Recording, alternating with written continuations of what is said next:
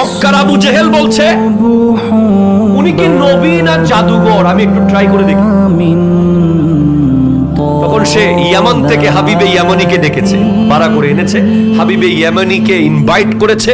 উনি বলতে পারতেন হাবিবে ইয়ামানি কে জাদুঘর কে জাদুঘর না, এই পরীক্ষা উনি করতে পারতেন।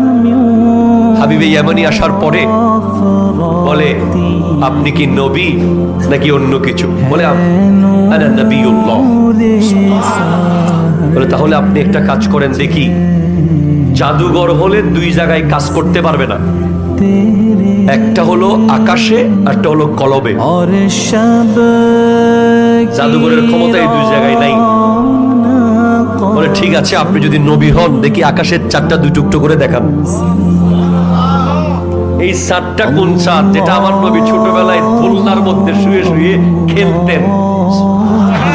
चांद झुकता था जिधर उंगली उठाते महद में क्या है चलता था इशारों पर किलो ना नूर का।